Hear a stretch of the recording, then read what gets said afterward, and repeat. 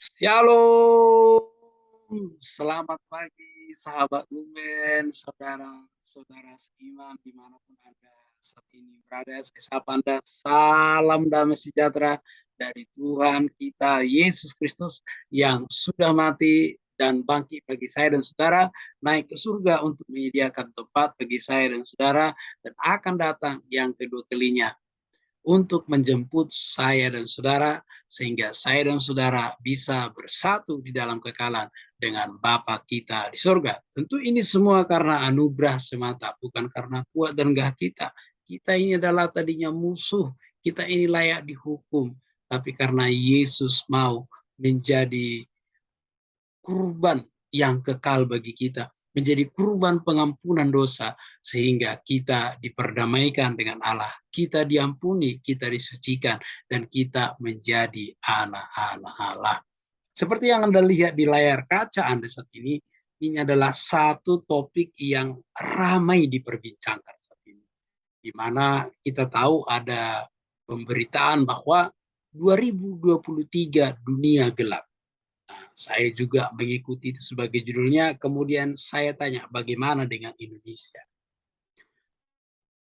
Saya tidak akan membahas secara mendalam secara ekonomi, tetapi saya melihatnya bagaimana kita sebagai orang-orang percaya menyikapi kemungkinan ini. Ya, sekali lagi ini baru kemungkinan. Kalau kita melihat di dalam berita online ya, ini ada 3 yang saya kutip di sini, yaitu IM prediksi ekonomi di dunia gelap di 2023. Sri Mulyani bukan menakut-nakuti. Jadi ini prediksi ekonomi, tentu IMF ini adalah badan keuangan di dunia ya. Jadi mereka bisa memprediksi secara ekonomi, tapi sekali lagi prediksi bisa meleset, bisa juga tidak. Namanya prediksi tidak bisa kita klaim serta begitu saja, tetapi kita juga tetap mesti waspada.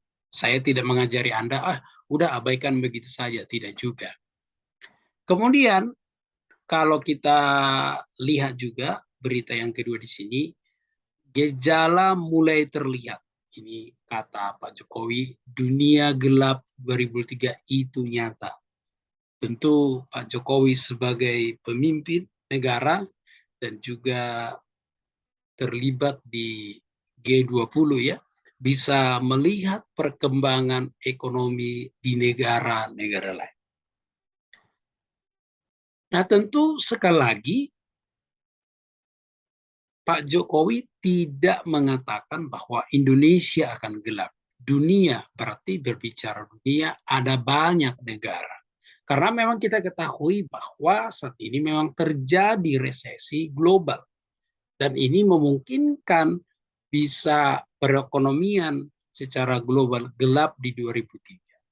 Sekali lagi, ini bukan menakut-nakuti, tetapi ini sebagai bentuk satu warning bagi kita supaya kita lebih siap, tapi juga tidak mengkhawatirkannya secara berlebihan. Artinya kita hidup, jalani, ya, sebagai anak-anak Tuhan tentu kita tetap bergantung kepada Tuhan. Sebelum kita membahas, mari kita membuka Alkitab kita di dalam Pengkhotbah 1 ayat 9. Apa yang pernah ada akan ada lagi, dan apa yang tak pernah akan dibuat lagi. Tak ada sesuatu yang baru di bawah matahari. Jadi apa yang pernah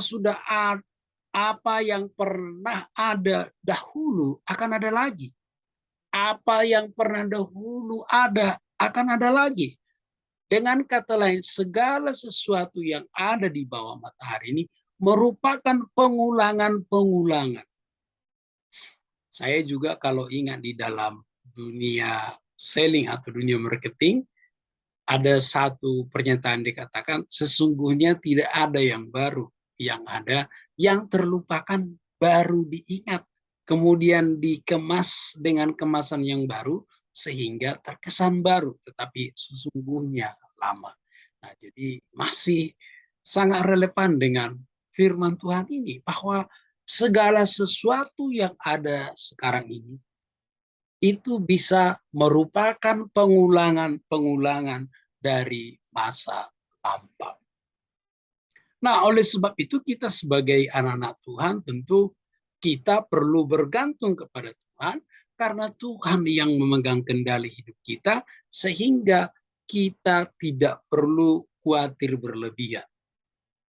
Nanti kita akan bahas itu lebih dalam lagi. Kita lanjutkan lagi pembacaan ayat firman Tuhan dari Wahyu 6 ayat 6. Dan aku mendengar seperti ada suara di tengah-tengah keempat makhluk itu berkata, secupak gandum sedinar dan 3 cupak jelai sedinar. Tetapi jangan rusak minyak dan anggur itu. Nah, kali ini saya hanya fokus pada kata secupak gandum sedinar. Nanti dalam serial eskatologi kita bisa membahas ayat ini secara komplit. Nah, tujuan saya menyampaikan ini adalah bahwa inflasi itu merupakan pengulangan dari masa lampau. Mungkin Anda bertanya, emang ayat ini berbicara inflasi? Nah, kita lihat ya.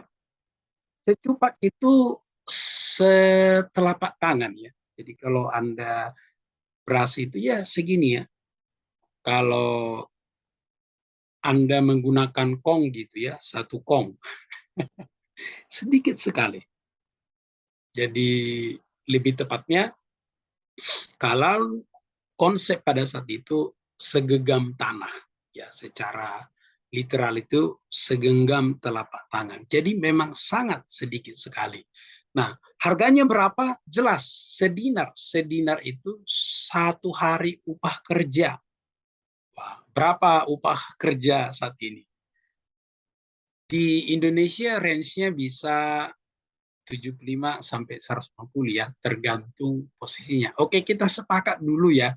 Range-nya kita ambil, anggap aja lah upah kita itu rata-rata sehari. Ya, anggap aja ini minimal ya. Anda bayangkan, 1 genggam beras ini itu seharga 100.000. Ini inflasi. Inflasi tinggi.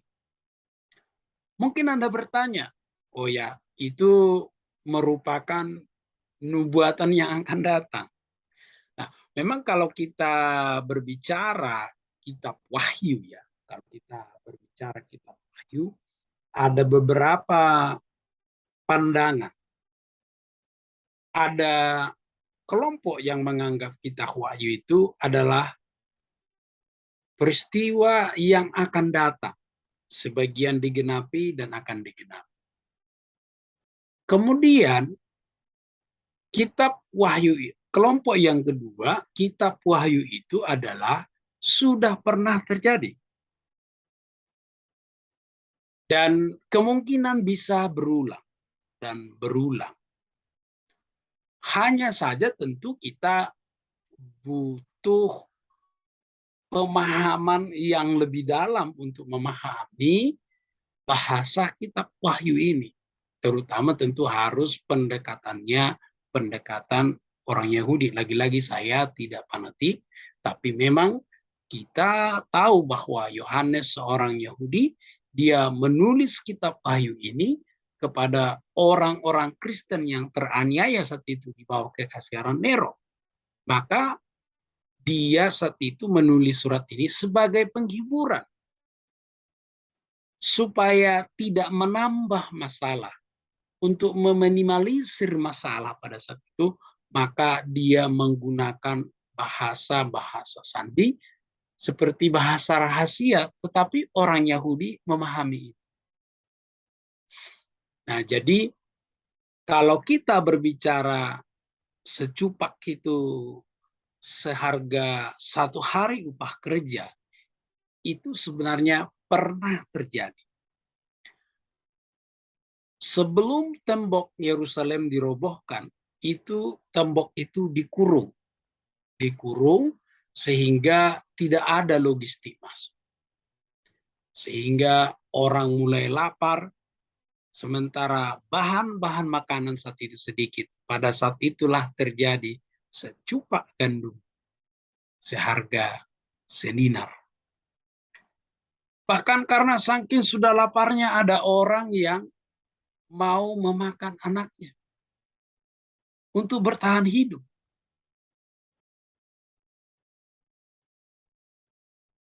Dan sebagian orang pada saat itu sudah melarikan diri. Melarikan diri, orang-orang percaya saat itu sudah melarikan diri, sehingga mereka terbebas dari serangan itu. Sementara orang-orang yang dikepung itu, mereka tidak ada pilihan, mereka pada saat itu sebagian meninggal karena kelaparan, sebagian juga meninggal karena serangan, dan pada akhirnya semuanya sudah lemah, akhirnya tembok Yerusalem itu roboh. Ini peristiwa sudah pernah terjadi. Maka jika dulu inflasi pernah terjadi, maka 2003 bisa saja terjadi. Sekali lagi, ini bukan nubuatan. Ini bukan bernubuat. Saya tidak katakan, oh saya dapat penglihatan. Tapi ini merupakan prediksi ekonomi, dan saya menggunakan kata bisa. Bukan berarti saya katakan pasti.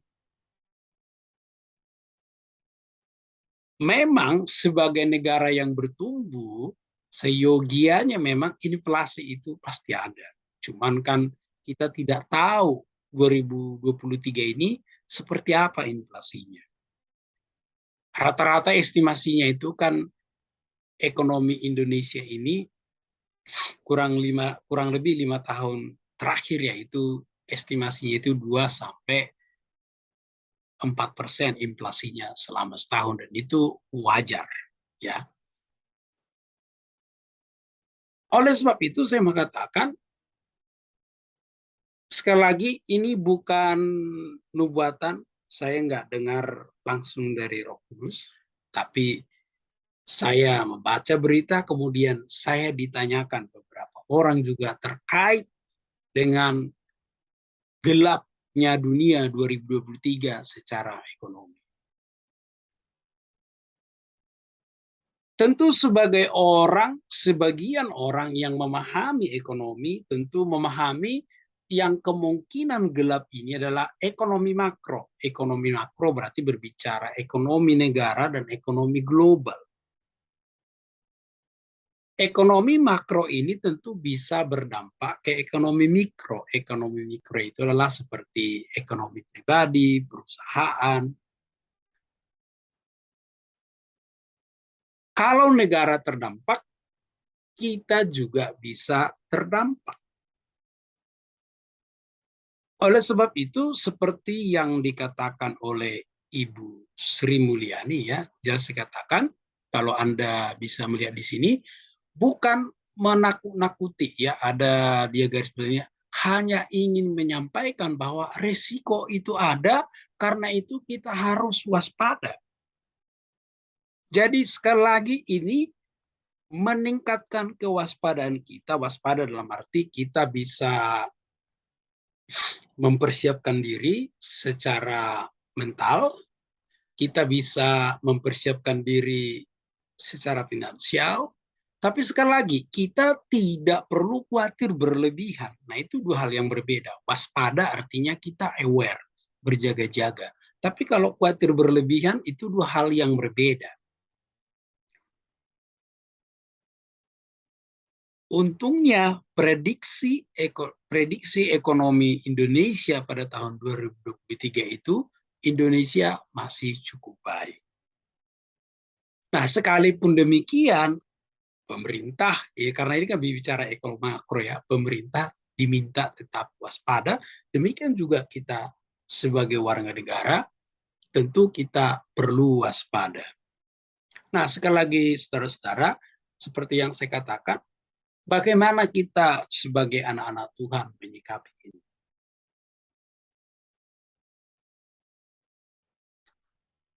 Sekali lagi, mengingatkan resiko inflasi ada, oleh sebab itu waspada. Jelas, bukan menimbulkan ketakutan, bukan menimbulkan kekhawatiran, tapi ini sebagai pengingat bahwa risiko inflasi itu ada. Jadi diminta kita waspada. Pertanyaannya sekarang, apa yang harus kita lakukan? Hindari khawatir yang berlebihan. Secara manusia, kita bisa saja khawatir.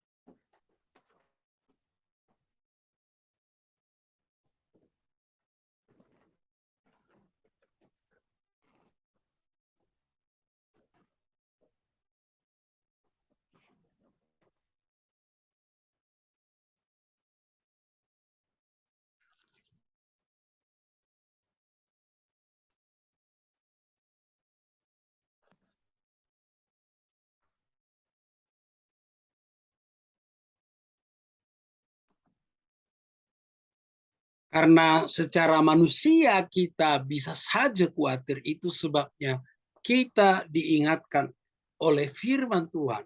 Mari kita buka Alkitab kita, Matius 6 ayat 34. Sebab itu janganlah kamu khawatir akan hari esok, karena hari esok mempunyai kesusahan sendiri. Kesusahan sehari cukuplah sehari. Hindari khawatir yang berlebihan. Sekalipun ada prediksi bahwa dunia akan gelap secara ekonomi dan bisa berpengaruh kepada perekonomian kita sebagai warga, perekonomian mikro, kita harus menghindari namanya khawatir. Jelas firman Tuhan berkata, kekhawatir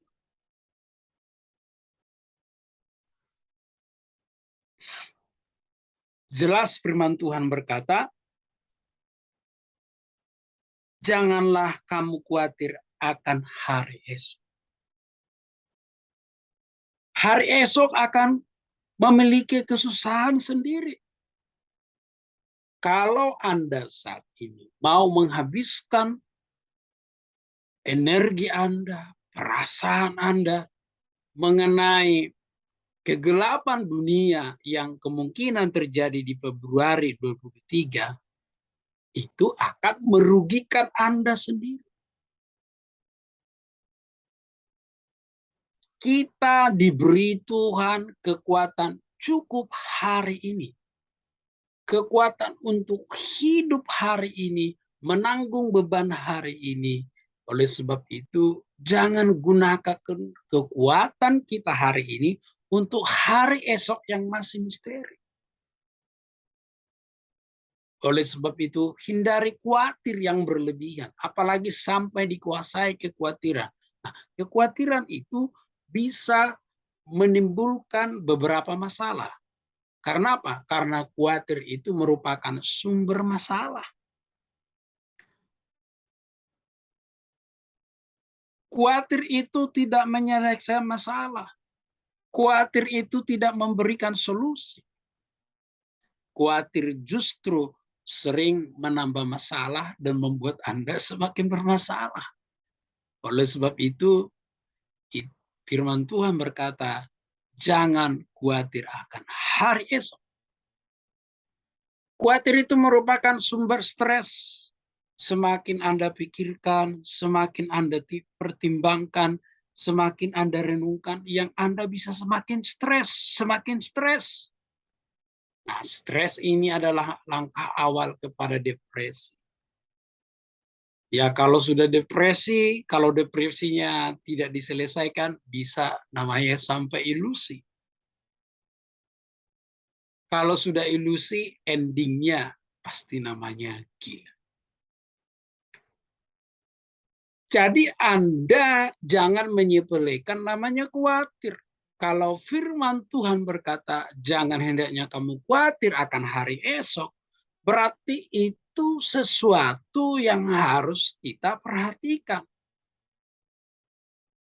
Tadi jelas saya katakan, kita diberi kekuatan yang cukup untuk hari ini. Jangan gunakan untuk hari esok. Itulah yang membuat kita terasa beban hidup berat, yang membuat stres, dan bisa kalau berlanjutan sampai berakhir kepada namanya. Khawatir juga bisa merupakan darah tinggi. Jadi jangan selalu berpikir khawatir itu karena Anda makan daging, tidak. Darah tinggi atau high blood pressure itu salah satu sumbernya adalah khawatir. Karena kita berpikir itu memacu gerak jantung. Sehingga gerak jantung cepat dan itu membuat tekanan darah tinggi. Dan kalau dipelihara terus khawatirnya, ujung-ujungnya bisa stroke. Itu sebabnya dikatakan, jangan khawatir. Kalau di sini saya gunakan bahasa hindari khawatir, tidak perlu khawatir karena itu sumber hal-hal yang negatif ya. Kemudian khawatir itu juga sumber tawar hati.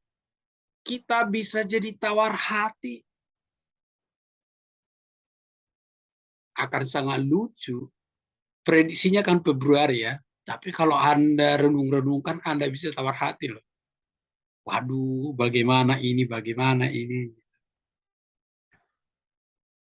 Nah, saya ingat ketika saya SMP ya. Guru saya saat itu memprediksi, guru ekonomi ya, memprediksi krisis moneter. Nah, memang saat itu terjadi krisis ya, saat itu 98. Tapi faktanya kita semua harus menjalani hidup. Mau inflasi, mau deflasi, tetap aja kita harus namanya menjalani hidup. Tapi kita tidak perlu khawatir, apalagi sampai tawar hati. Kita punya Tuhan yang Maha Kuasa, yang berdaulat di dalam hidup kita, dan Dia berjanji menyertai kita karena Dia adalah Allah yang Immanuel. Jadi jangan sampai izinkan kekhawatiran Anda membuat Anda tawar hati. Padahal ini baru berupa namanya prediksi ekonomi. Kita tidak bisa menyepelekan, tapi kita juga tidak bisa terlalu serius, apalagi sampai khawatir.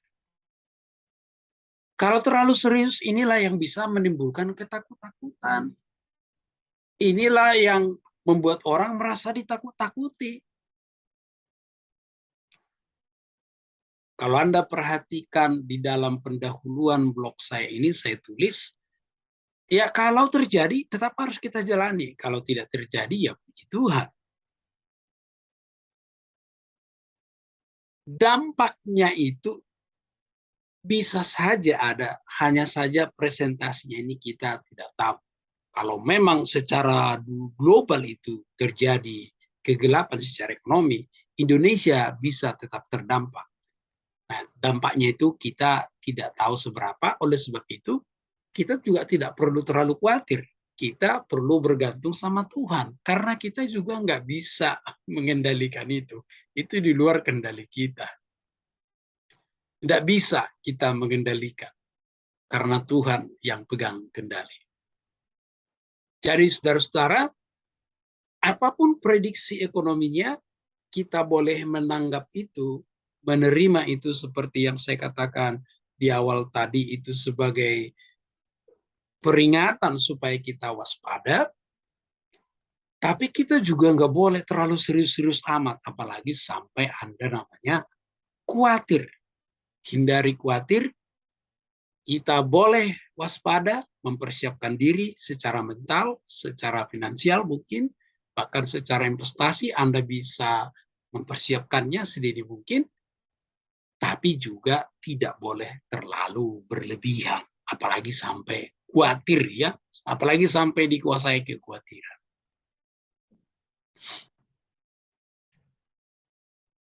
Kemudian yang kedua yang mau saya sampaikan di sini, mari kita buka Alkitab kita dari kitab Filipi. Ini kitab Filipi ini kitab yang menarik ya. Kita bahas bersama. Dan saya menyimpulkannya mencukupkan diri dalam segala keadaan. Kita belajar dari Rasul Paulus, kita mulai dari ayat 11. Kukatakan ini bukan karena kekurangan, sebab aku telah belajar mencukupkan diri dalam segala keadaan. Inilah yang penting dalam hidup kita, ya. Aku tahu apa itu kekurangan, aku tahu itu kelimpahan dalam segala hal. Dan dalam segala perkara tidak ada sesuatu yang merupakan rahasia bagiku. Baik dalam hal kenyang maupun dalam hal kelaparan. Baik dalam hal kelimpahan maupun dalam hal kekurangan. Segala perkara dapat kutanggung di dalam Dia yang memberi kekuatan kepadaku. Ya, luar biasa. Kalau kita berbicara segala perkara di sini, berarti konteks yang paling dekat itu berbicara lapar, kenyang, kelimpahan, kekurangan. Berarti mencukupkan diri dalam hal makanan dan dalam hal finansial. Maka secara konteks yang paling dekat di sini ketika Rasul Paulus berkata segala perkara dapat kutanggung di dalam Dia itu, perkara apa? Perkara namanya kenyang, lapar, kelimpahan, kekurangan. Mungkin Anda berkata, wah kalau kelimpahan apakah kita butuh kekuatan yang dari Tuhan? Kita butuh kekuatan daripada Tuhan supaya kita bisa mengendalikan diri dan jangan sampai menyalahgunakan kekayaan itu sehingga terjerumus. Jadi entah kita dalam kelimpahan dan kekurangan, kita tetap butuh yaitu kekuatan yang dari Tuhan Yesus.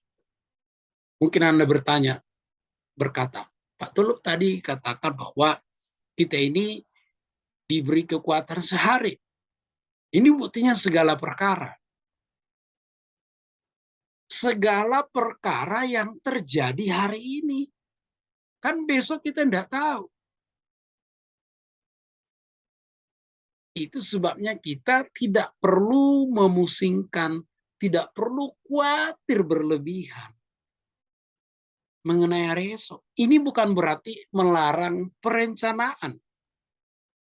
Alkitab juga mengajarkan kita supaya kita melakukan perencanaan. Tapi dalam perencanaan itu kita melibatkan Tuhan. Kembali lagi ke konteks ayat ini, kita belajar mencukupkan diri dalam segala keadaan. Artinya kalau Anda kekurangan hari ini, cukupkan dengan apa yang ada. Kalau Anda saat ini berkelimpahan, cukupkan sesuai dengan kebutuhan Anda, sehingga apa? Sehingga Anda bisa menabung, sehingga Anda bisa berbagi.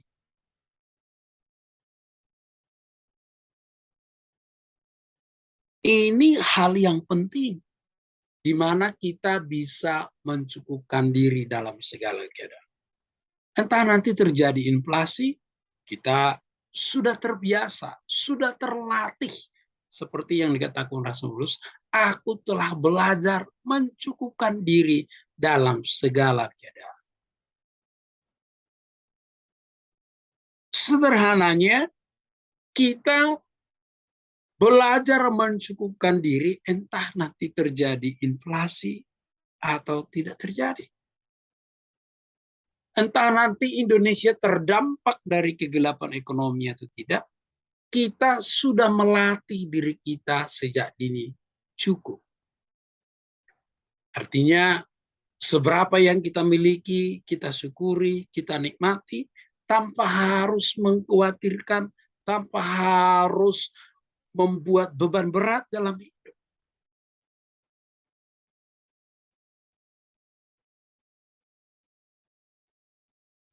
Jadi saudara-saudaraku, hari ini kita sama-sama belajar mencukupkan diri dalam segala keadaan. Bukan hanya karena akan terjadi atau tidak, tapi ini sebagai bentuk kita mempraktekkan firman Tuhan dalam kehidupan kita sehari-hari. Jadi sekali lagi, bukan soal memusingkan apa yang akan terjadi 2003, tetapi mempersiapkan kita lebih dewasa, baik di dalam makanan maupun di dalam finansial. Sehingga pada akhirnya kita bisa berkata seperti yang dikatakan oleh Rasul Paulus, segala perkara dapat kutanggung di dalam Dia yang memberikan kekuatan kepadaku. Haleluya. Prinsip cukup, bila Anda berlimpah, pertimbangkanlah kekurangan orang lain. Sekali lagi, prinsip cukup itu bila Anda berlimpah, pertimbangkanlah yang berkekurangan. Bila Anda berkekurangan, hindari memaksakan.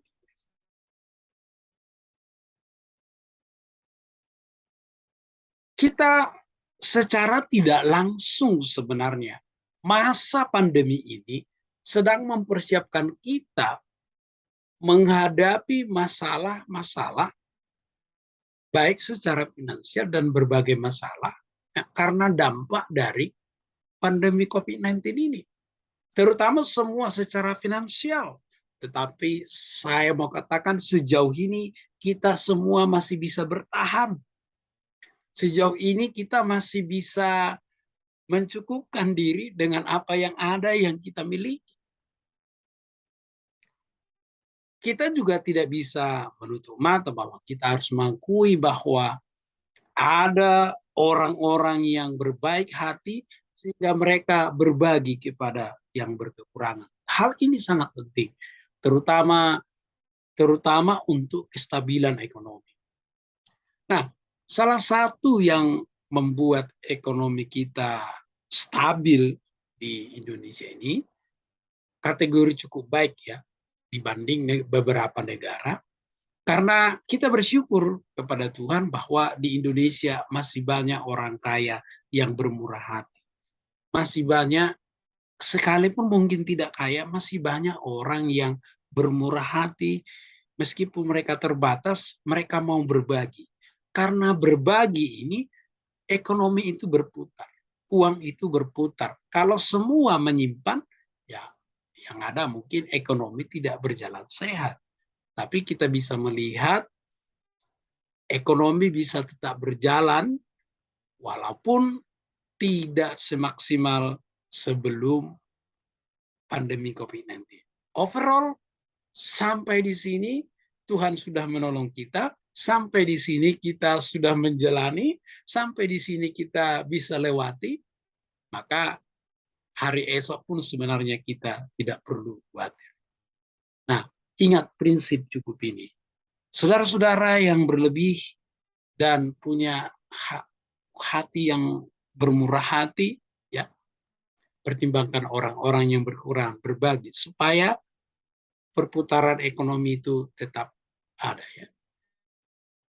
Bila Anda berkekurangan, jangan memaksakan diri. Syukuri apa yang kita miliki, bertahan dengan apa yang kita miliki. Yang perlu kita lakukan adalah bagaimana supaya kita bisa lebih produktif. Ya, jangan juga berharap begitu saja, tidak. Kita harus memikirkan bagaimana supaya kita bisa lebih produktif.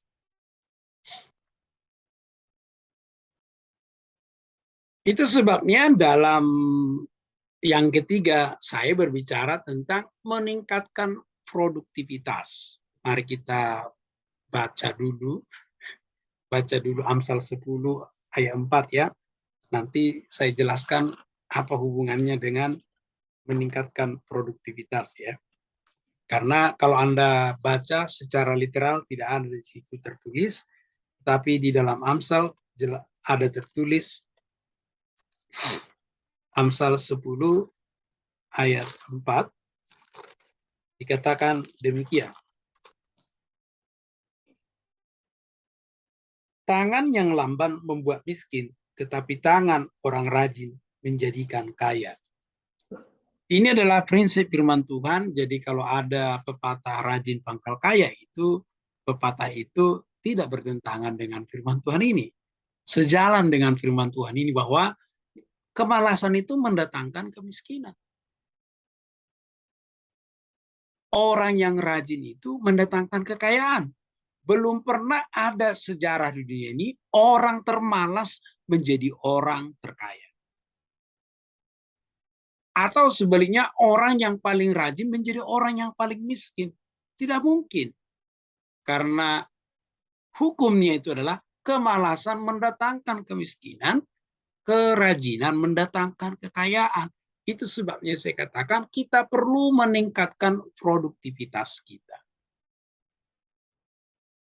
Saya masih ingat beberapa orang bertanya bagi saya, ya, saya juga sebagai seorang coach ya, saya ditanya bagaimana ini mensiasati perkembangan ekonomi, kemungkinan-kemungkinan yang akan terjadi 2023, dan bagaimana kita bisa bertahan.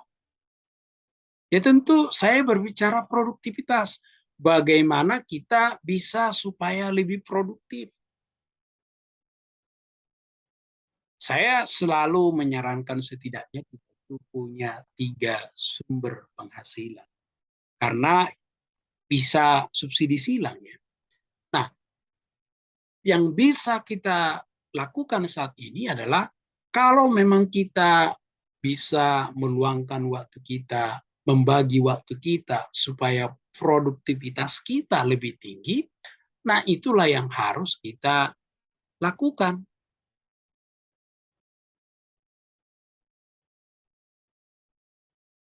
Misalnya, kalau sekarang kan banyak orang yang terjerumus dengan game, ya, terjerumus dengan media-media sosial.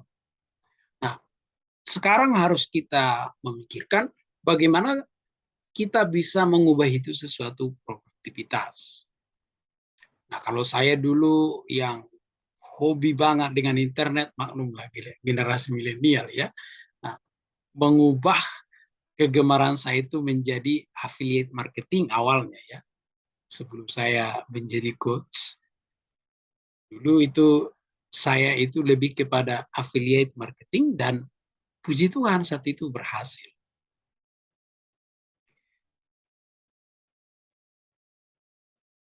Mari kita meningkatkan waktu kita kepada hal-hal yang produktif. Karena apa? Produktivitas setiap warga itu mendongkrak roda perekonomian.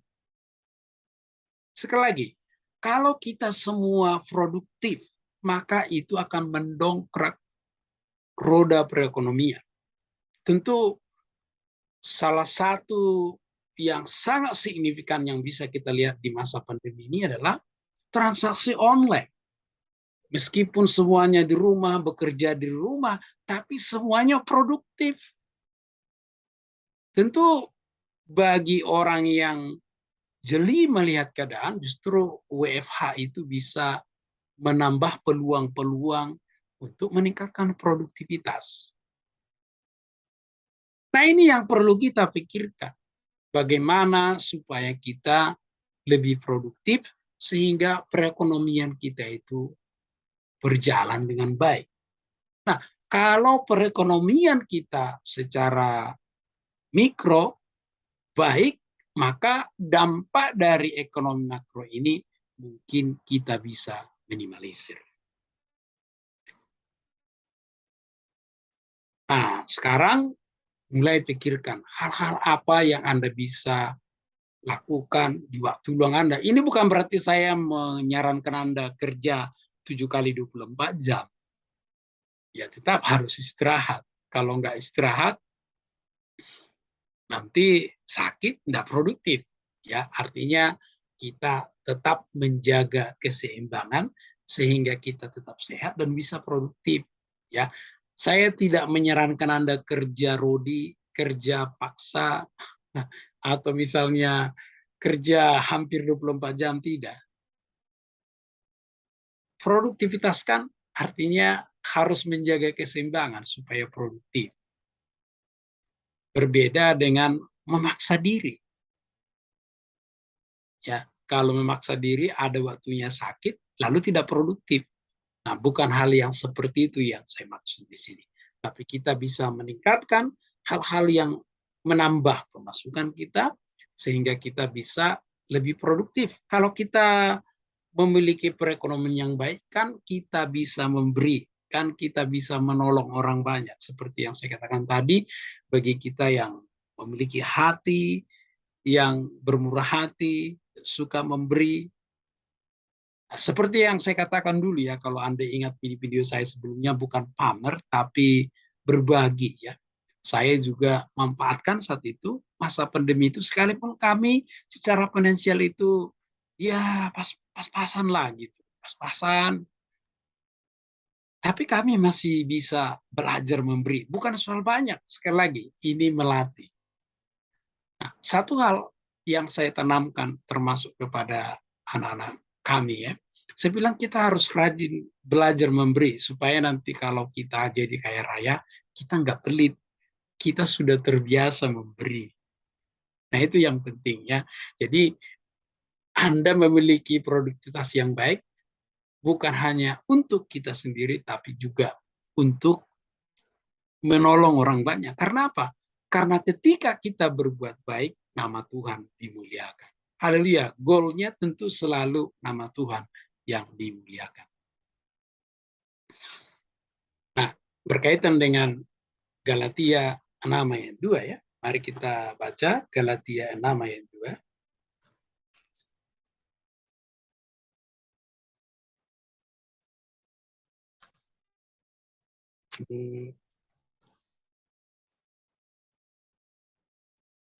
Ini Alkitab saya sepertinya kitab Galatianya sudah tercopot ya. Yang intinya begini, kita bertolong-tolongan, tolong menolong. Alkitab mengajarkan kita, kita harus menolong, terutama saudara seiman. Tapi tidak cukup di situ, kita harus menolong orang lain. Saudara bisa baca ya, ini Alkitab saya yang lama ini sudah copot kitab Galatianya. Nah, jadi kita harus tolong menolong. Tadi saya katakan bahwa kita meningkatkan produktivitas kita bukan hanya untuk diri kita, tetapi kita supaya bisa menolong orang lain, supaya kita bisa memperhatikan orang lain. Karena jelas firman Tuhan mengajarkan, kasihilah Tuhan Allahmu dengan segenap hatimu, dengan segenap akal budimu, dengan segenap kekuatan, dengan tubuh jiwa roh kita.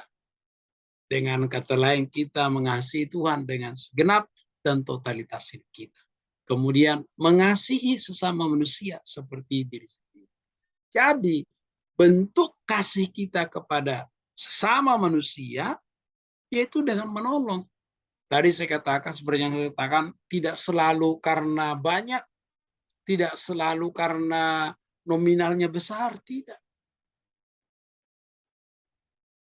Saya ingat saat saya kuliah ya, saat itu saya diberi, kalau secara nominal ya, mungkin Anda akan tertawa kalau saya sebut.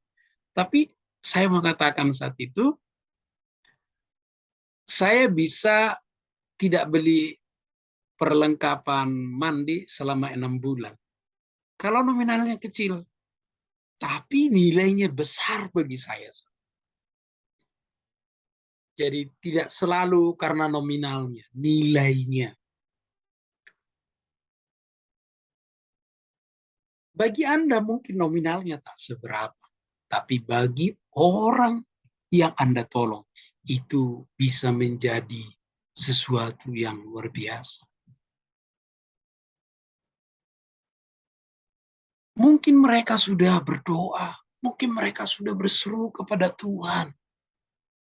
Mereka meminta pertolongan hari ini. Anda datang, mungkin memberi nominalnya tak seberapa. Tapi karena itu merupakan jawaban doa, itu sesuatu yang luar biasa. Itu sebabnya Rasul Paulus mengajarkan supaya tolong menolong. Kita diajari menolong sesama. Skala prioritas memang saudara seiman, tapi tidak cukup hanya saudara seiman. Kalau kita bisa menolong orang lain, tolonglah juga orang lain. Supaya apa? Sekali lagi saya bilang, ketika kita menolong orang lain, itu membantu perputaran ekonomi. Kalau kita semua menyimpan, anggap aja semua orang menyimpan gitu ya, berjaga-jaga, kan duit yang berputar kurang. Ekonomi bisa mandek.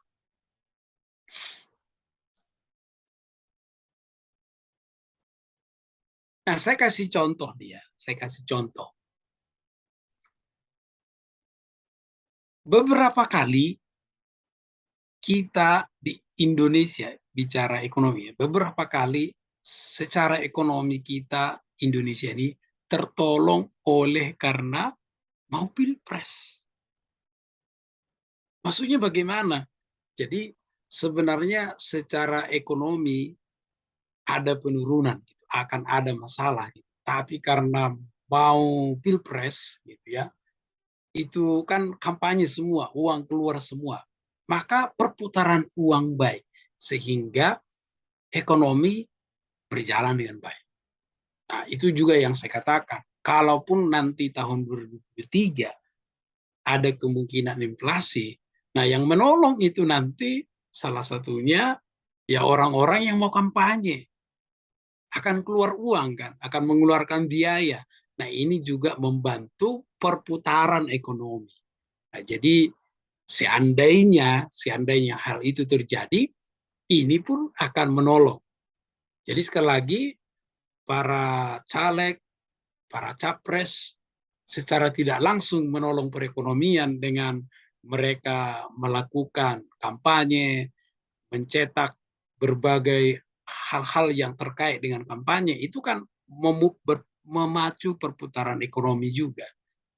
Nah, ini di sisi lain, kalau kita sebagai, ini konteksnya kita lebih kepada Tuhan. Kalau kita sebagai anak Tuhan juga mau memberi, mau berpartisipasi, terutama orang-orang kaya ya. Saya tidak menasihati, ini hanya menyarankan mau berbagi sehingga ekonomi itu berputar dengan baik sehingga dampaknya itu bisa diminimalisir. Nah, itulah sebabnya kita perlu tolong menolong. Yang kuat mengangkat yang lemah harus bangkit. Jangan karena kita tahu akan ada orang yang menolong, lalu kita menunggu, nggak bisa. Perputaran ekonomi ini bisa kejam, bisa juga tidak. Kalau kita berpangku tangan hanya mengharapkan pertolongan, kita bisa terlindas. Yang kuat juga jangan mengambil kesempatan menekan yang lemah. Yang lemah juga harus bangkit.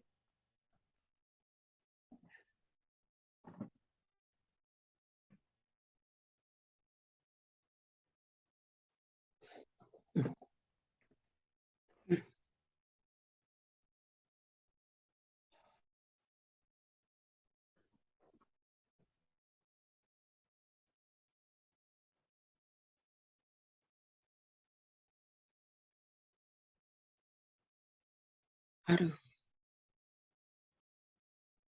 harus di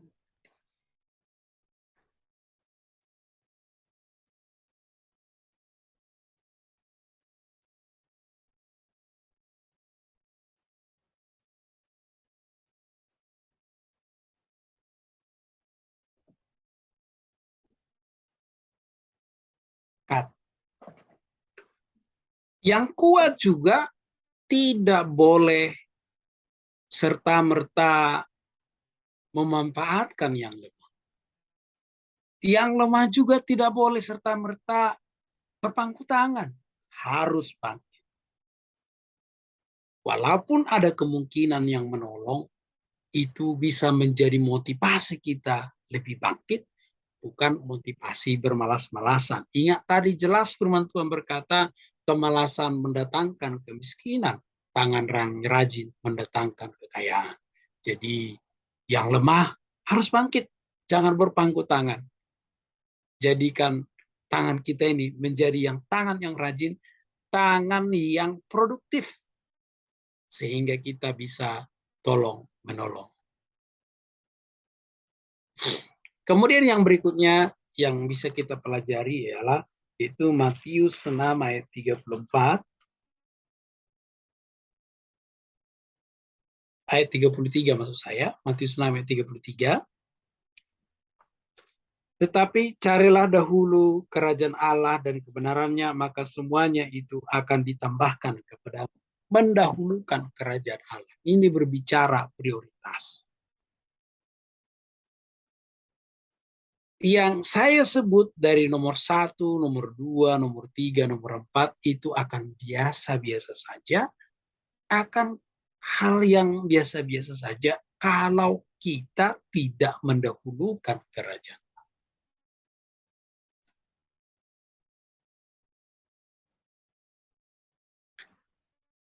Kerajaan Allah itu berbicara kebenaran, sukacita, dan damai sejahtera oleh Allah. Kalau kita berbicara kebenarannya, tentu kita berbicara firman Tuhan. Kita perlu belajar firman Tuhan setiap hari. Kemudian ada sukacita. Sukacita yang di sini, yang dimaksud di sini bukan gembira. Gembira itu adalah perasaan sesaat karena kita mendapatkan sesuatu. Tapi kalau sukacita di sini adalah perasaan yang senang, yang dari dalam keluar, bukan karena kekuatan kita, tapi karena Roh Kudus yang memberikan sukacita itu. Sehingga apapun keadaan yang kita alami, sekalipun kita akan menghadapi, anggap saja kemungkinan itu terjadi, kita tetap bisa bersukacita. Karena apa? Sumber sukacita kita tidak terletak pada uang. Sumber sukacita kita itu terletak pada Roh Kudus. Berikutnya kerajaan Allah itu berbicara damai sejahtera.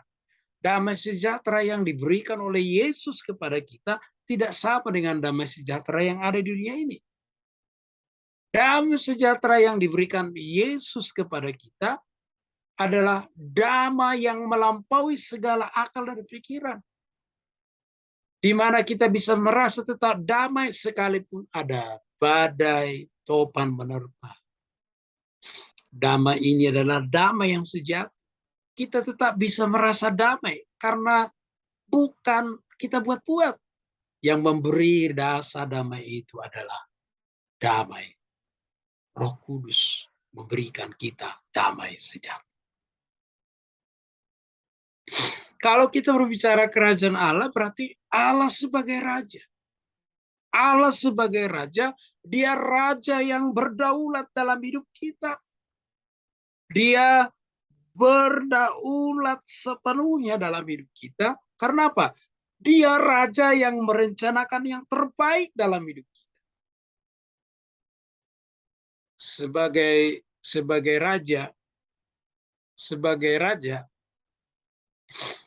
Allah merencanakan yang terbaik bagi saya dan saudara. Dia berdaulat. Itu sebabnya kita layak bergantung. Kalau Tuhan yang pegang kendali dalam hidup kita, maka kita tidak perlu khawatir tentang apapun juga. Kita tidak perlu dikuasai oleh kekhawatiran. Kita bisa saja terpikir, tetapi kita tidak dikuasai oleh kekhawatiran itu. Jadi saudara-saudara kekasih dalam nama Tuhan Yesus, apapun nanti yang akan terjadi tahun 2023, sekali lagi, prediksi kegelapan dunia secara ekonomi pada Februari 23 ini bukan menakut-nakuti, tetapi merupakan satu peringatan supaya kita waspada. Sekali lagi, ini peringatan supaya kita waspada.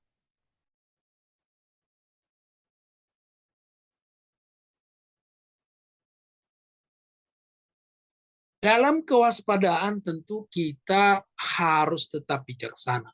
Jangan sampai kita dikuasai oleh kekhawatiran atau kita juga terlalu memaksakan diri kita sendiri sehingga kita merugikan diri sendiri juga. Nah, dalam hal ini yang bisa kita lakukan yang pertama itu hindari kekhawatiran. Karena kekhawatiran itu bisa menimbulkan masalah. Mari kita belajar mencukupkan diri kita dalam segala keadaan. Kalaupun hari ini kita berkekurangan, mari kita syukuri, kita bersyukur dengan apa yang ada, tapi kita nggak boleh puas. Kita tetap harus berusaha supaya kita bisa cukup. Dan kalaupun Anda bisa berkelebihan hari ini, ingatlah orang lain, ya. Jangan sampai mengabaikan orang yang berkekurangan. Kalaupun Anda berkekurangan, jangan memaksakan diri. Mari kita meningkatkan produktivitas kita. Jangan kita bermalas-malasan, hindari yang malas. Mari kita tingkatkan produktivitas kita sehingga ketika kita produktif itu roda perekonomian itu berjalan dengan baik. Nah, kalau perekonomian kita baik, kita bisa saling menolong, saling membantu satu sama lain. Sehingga sekalipun mungkin nanti ada dampak daripada kegelapan ekonomi dunia, kita tetap kuat satu sama lain karena kita tolong menolong. Dan di atas semua itu, mari yang kuat mengangkat yang lemah. Yang lemah jangan berpangku tangan, harus bangkit. Dan yang paling utama, mari kita mendahulukan kerajaan Allah. Sekian firman Tuhan hari ini. Shalom, Tuhan Yesus memberkati. Terima kasih sudah menonton. Silakan berkomentar yang positif, like, subscribe, dan bagikan kepada orang sebanyak mungkin. Tuhan Yesus memberkati. Haleluya.